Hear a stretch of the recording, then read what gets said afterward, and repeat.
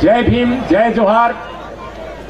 आप सबने मुझे यहाँ आमंत्रित किया और बरसात के मौसम में इतना बड़ा समारोह हमने देखा। हम भी आपके आमंत्रण को पाकर दिल्ली से यहाँ आए। दरअसल मैं इस लायक नहीं हूँ कि मैं आपके बीच बहुत सारी बातें कह सकूं, क्योंकि आप अपने जो मसले हैं उनको हमसे ज्यादा आप जानते हैं। हम आपके जरिए आपके मसले जानते हैं। हम दूर बैठे लोग, आप जो बोलते हैं, आप जो कहते हैं, आप जो ग्रीवांसेस पेश करते हैं, आपके जो नुमाइंदे संसद में, विधानसभाओं में बोलते हैं, उसी के जरिए हम जैसे जर्नलिस्ट को या लेखक को ये इंफॉर्मेशन या सूचना मिलती है कि आपके साथ क्या हो रहा है, आपको क्या होना चाहिए और आप क्या थे और आज आप क्या हैं। तो इसलिए मैं आपको कोई शिक्षित करने, आपको कोई मैं उद्बोधित करने या आपको मैं कोई बहुत इनलाइटेंड करने नहीं आया हूं, बल्कि मैं आप ही की जानकारी आपको ट्रांसफर करने की कोशिश करूंगा। बहुत संक्षेप में दोस्तों,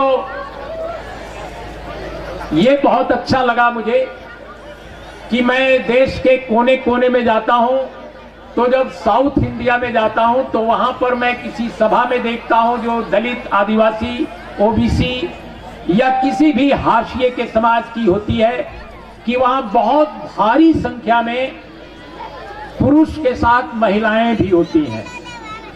लेकिन जब मैं यूपी, बिहार में जाता हूं, मध्य प्रदेश में जाता हूं, तो मैं देखता हूं, यहां तक कि राजस्थान के शहरी इलाकों में भी जब जाता हूं तो देखता हूं कि पुरुष ज्यादा होते हैं, महिलाएं इक्का दुक्का होती हैं। लेकिन आज आपके इस समारोह में मैं देख रहा हूं कि जितने पुरुष हैं उतनी महिलाएं हैं। तो ये देखकर मैं बहुत खुश हो रहा हूं कि महिलाओं की इतनी जबरदस्त भागीदारी है। और ये जो भागीदारी है, ये आदिवासी समाज की विशिष्टता है, उसकी खूबसूरती है, उसकी ट्रेडिशन है और उसका इतिहास है। क्योंकि जो सामंती समाज है उसमें स्त्रियों को अधिकार नहीं मिलते। तो समाज में जितने पढ़ लिख लें लोग, लेकिन वो चाहते हैं कि स्त्रियां उनकी गुलाम रहें। लेकिन आदिवासियों का इतिहास गवाह है कि महिलाएं और पुरुष दोनों एक दूसरे के साथी बनकर जीवन काटते हैं और अपने जीवन की चुनौतियों का बराबरी के साथ सामना करते हैं। तो ये बहुत ही इस समारोह की खूबसूरती है और मुझे बहुत अच्छा लग रहा है कि आप बराबरी के साथ यहाँ खड़ी हैं, बैठी हैं। आप सबको बहुत बहुत बधाई, शुभकामनाएं। सबसे पहले तो ये मैं कहना चाहता था। दूसरी बात, आप सब जानते हैं कि जो ये आप समारोह कर रहे हैं, विश्व आदिवासी दिवस, ये विश्व आदिवासी दिवस किसी एक पार्टी, किसी एक देश का नहीं, बल्कि संयुक्त राष्ट्र संघ की जो महासभा है उसने इसको शुरू किया। उसने पूरी दुनिया के आदिवासियों के आह्वान पर ये एक फैसला किया और आज दुनिया के अनेक मुल्कों में इस तरह के आयोजन हो रहे हैं।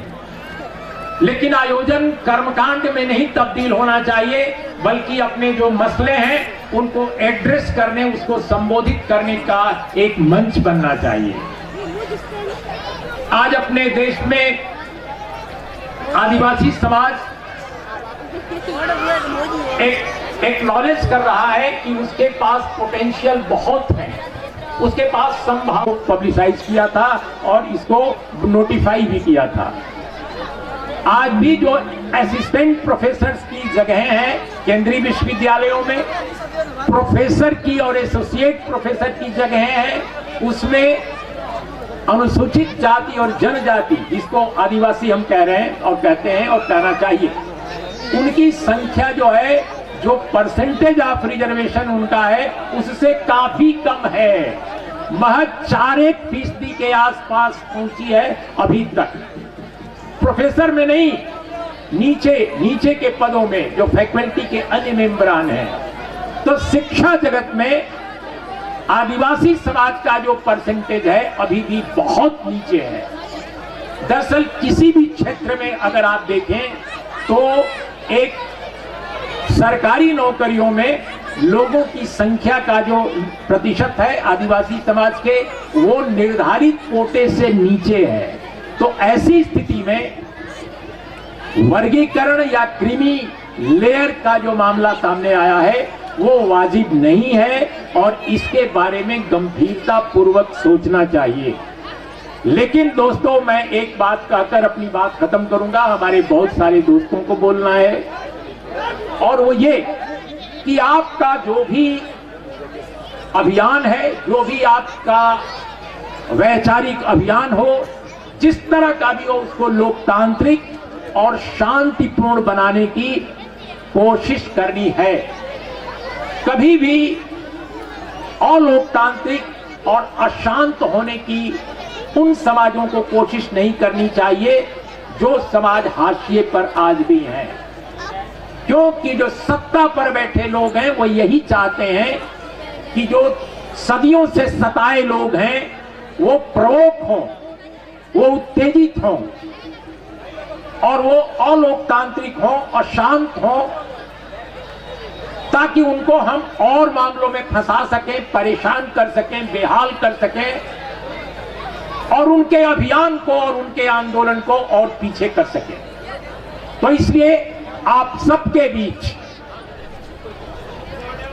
नीचे से ऊपर तक, ये गांव से लेकर शहर तक ये अभियान जरूर चलाया जाना चाहिए कि आपका हर कदम लोकतांत्रिक हो, शांतिपूर्ण हो और इतना जबरदस्त उसमें सांगठनिक एकता दिखाई पड़े कि आपके जो निंदक हैं, आपके जो आलोचक हैं, आपके जो शत्रु हैं, वह भी इस बात से मुतमईन हो कि आपके अंदर वाकई बहुत चेंजेज आए हैं और आप उनके लिए एक चुनौती बन गए हैं।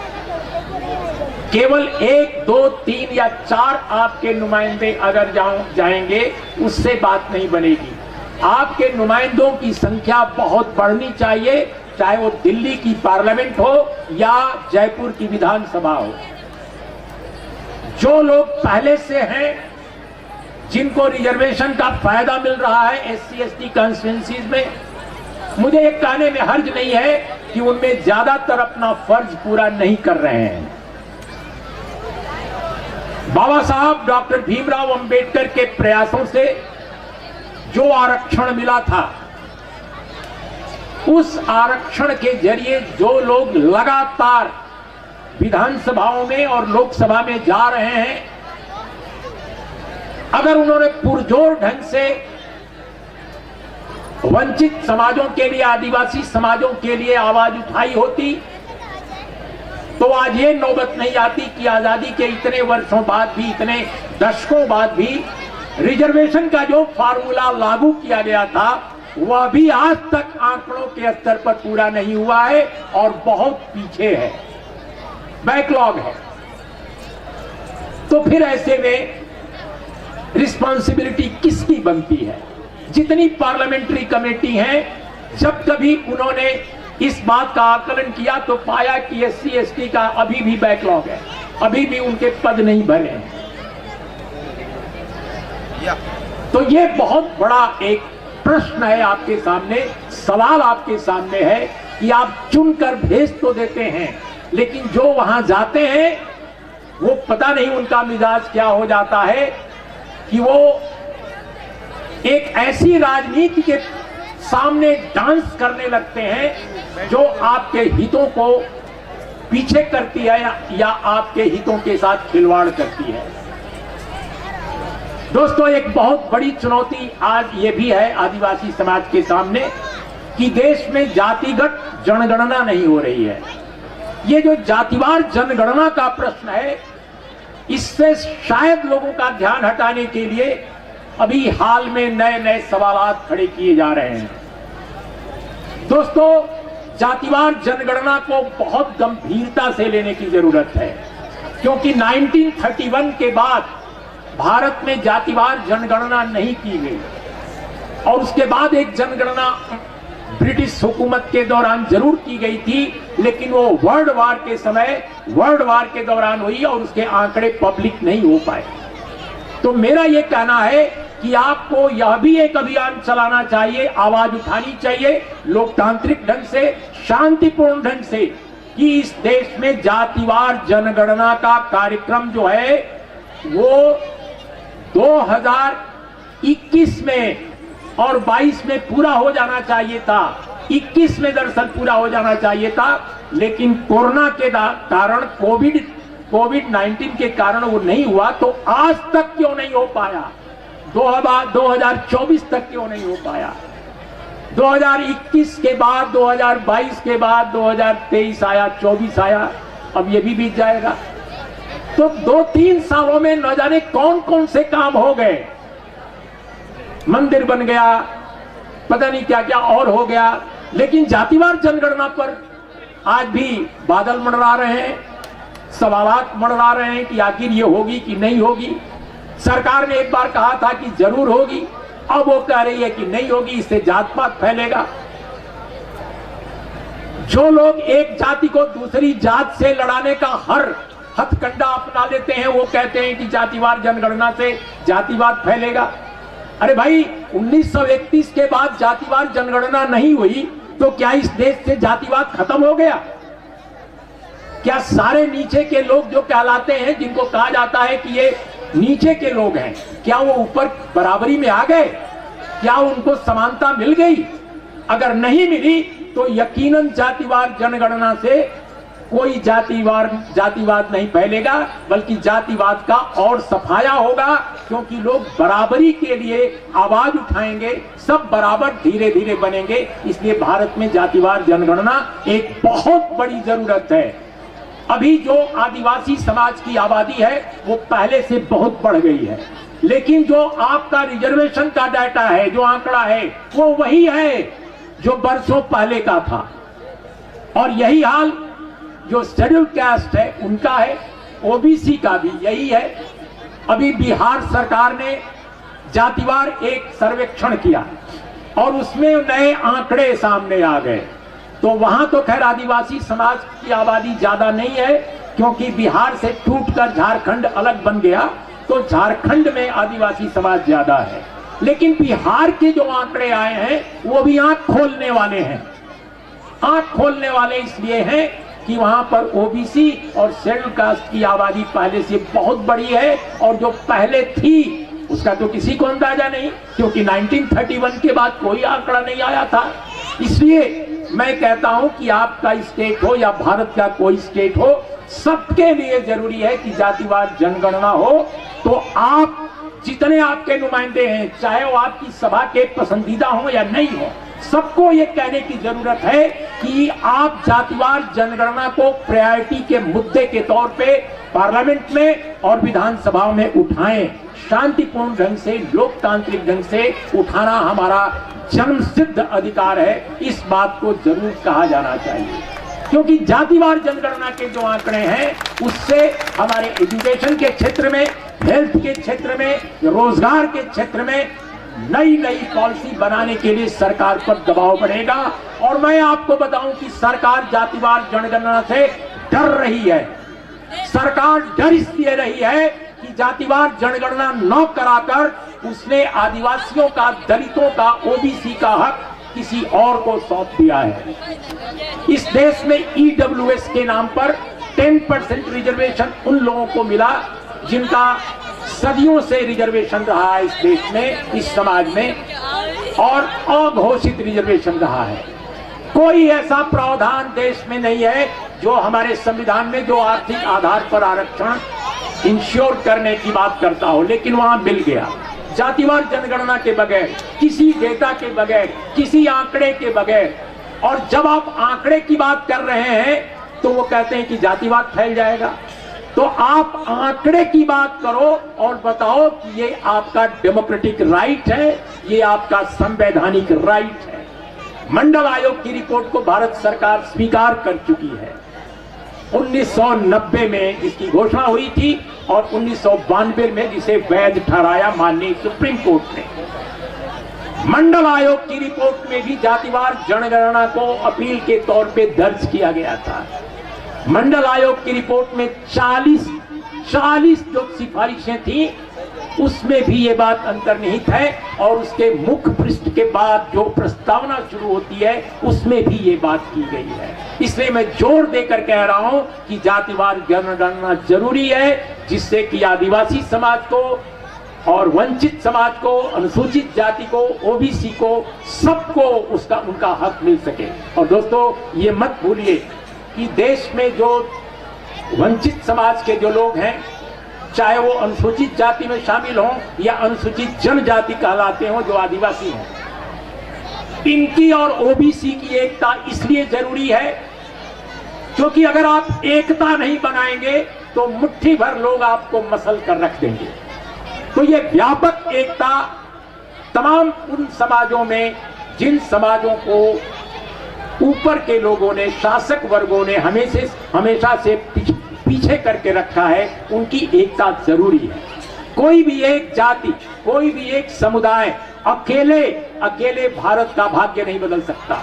इस देश को ताकतवर बनाने के लिए जरूरी है कि जितने ताकतवर लोग हैं वो एकजुट हों, और ताकतवर लोग उन्हीं को कहेंगे जो सबसे मेहनती हैं, जो सबसे अधिक श्रम करते हैं, जो काम करते हैं, जिनके काम के आधार पर ये सभ्यता चलती है। इसलिए दोस्तों बिल्कुल आखिर में मैं यही कहूंगा कि बहुत सोच समझकर संयुक्त राष्ट्र संघ की महासभा ने ये दिन तय किया था और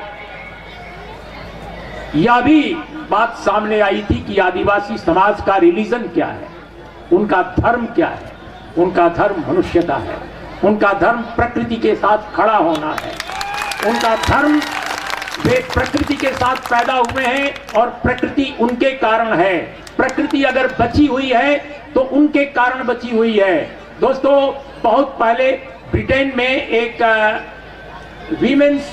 उन महिलाओं की एक रिपोर्ट आई थी ब्रिटिश समाज से, और उसमें बताया गया था कि किस तरह जो आदिवासी समाज के लोग हैं, उनका अंग्रेजी में अलग अलग नाम है, लेकिन मूल रूप से वे सभी आदिवासी हैं, चाहे जिस दुनिया के जिस मुल्क में भी रहते हों। इन सभी समाजों के बारे में कहा गया था कि दुनिया भर में पर्यावरण के संरक्षण और प्रकृति के बचाव में अगर कोई भी एक समुदाय सबसे आगे है तो वो आदिवासी समाज है। लेकिन जो मुट्ठी भर लोग हैं, जो सभ्यता के अपने को ठेकेदार कहते हैं, वो इस प्रकृति के सबसे बड़े विनाशक हैं।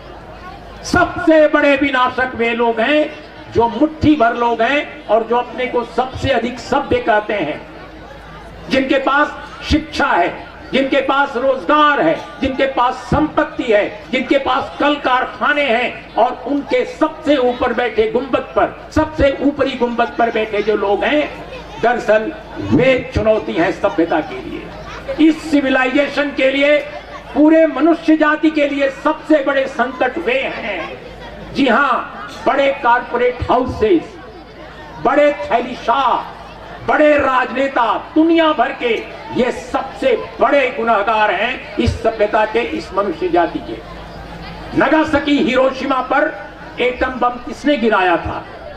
दुनिया में सबसे अधिक युद्ध कौन लोग लड़ रहे हैं? आज भी मनुष्यता सबसे ज्यादा परेशान कहां है? किन लोगों के हाथ में सारे हथियार दुनिया के हैं? आप तीर धनुष लेकर चलते हो तो आपको उग्रवादी कह दिया जाता है, और जो बमों से पूरी धरती को पानी में बदल दे रहे हैं, पूरी धरती को जो धुआंधार बमों से राख कर दे रहे हैं, उनको क्या कहा जाता है? उनको कहा जाता है ये महापुरुष है। तो ये हाल है इस दुनिया का। इसलिए दोस्तों इस मुहावरे को, इस रिवाज को, सभ्यता के इन मूल्यों को पलट देने की जरूरत है। जो सचमुच सभ्य है वो ऊपर होना चाहिए, जो असभ्य हैं, जो धरती को बर्बाद कर रहे हैं, उनको पटक कर जमीन पर ला देना चाहिए। इसलिए जरूरत इस बात की है कि सभ्यता के जो रचनाकार हैं, संस्कृति के जो निर्माता हैं, उनको वाजिब जगह मिले।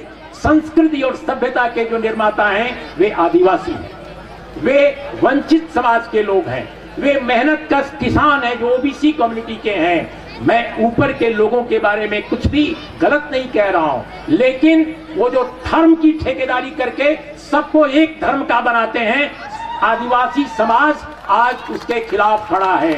आदिवासी समाज का अपना धर्म है, उस पर कोई धर्म इंपोज नहीं किया जा सकता है।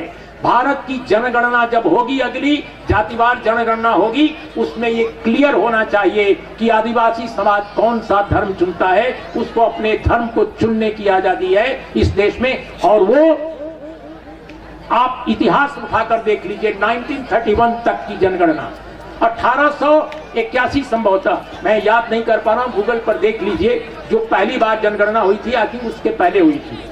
उससे लेकर और 1931 तक की जनगणना में आदिवासियों ने अपना धर्म क्या बताया था, आप देख लीजिए अलग अलग क्षेत्रों में, और तब आप पाएंगे कि आदिवासी समाज कहां है, कहां खड़ा है।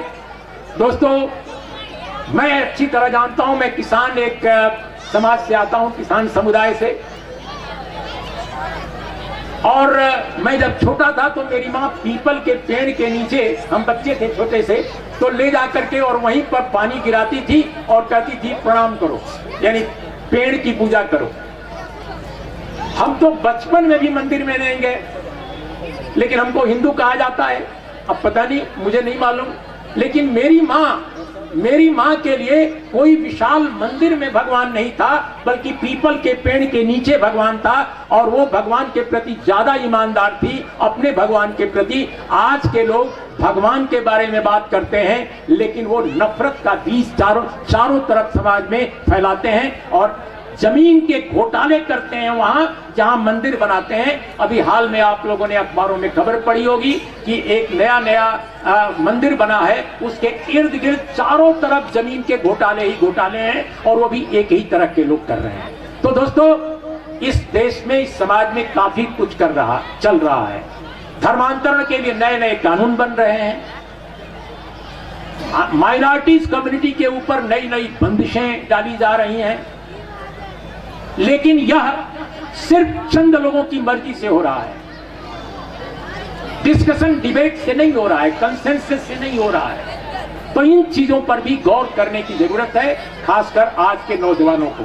तो अंत में बिल्कुल मैं अपनी बात खत्म कर रहा हूं, और एक आह्वान के साथ कि आप, खासकर महिलाएं यहां हैं, कि आप अपने घर में एक काम जरूर कीजिए कि अपने बच्चों को पढ़ाइए, और बच्चों को केवल पढ़ाइए ही नहीं, कोशिश कीजिए कि उनको अंग्रेजी की भी पढ़ाई हो, वो अंग्रेजी भी पढ़ें, क्योंकि अगर आज दुनिया में आगे बढ़ना है तो अंग्रेजी का ज्ञान होना बहुत जरूरी है।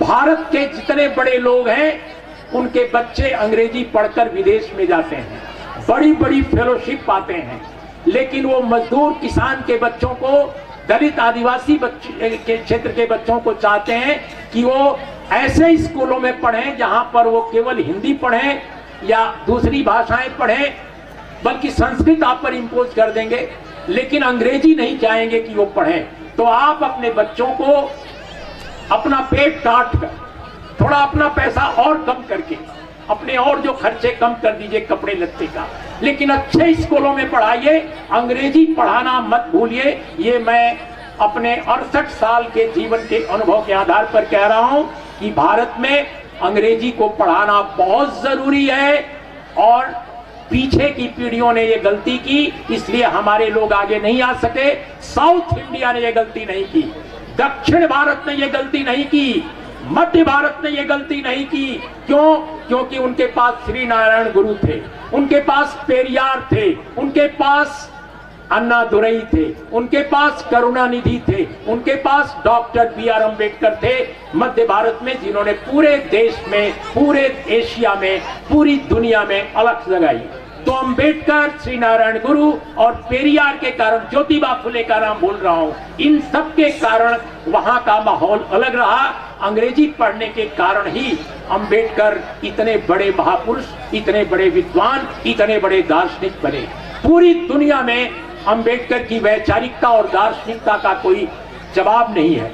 लेकिन आप कल्पना कीजिए, अगर अंबेडकर ने अंग्रेजी न पढ़ी होती, वो अगर कैलिफोर्निया से लेकर के और लंदन तक न पढ़े होते, तो क्या अंबेडकर साहब अंबेडकर बने होते?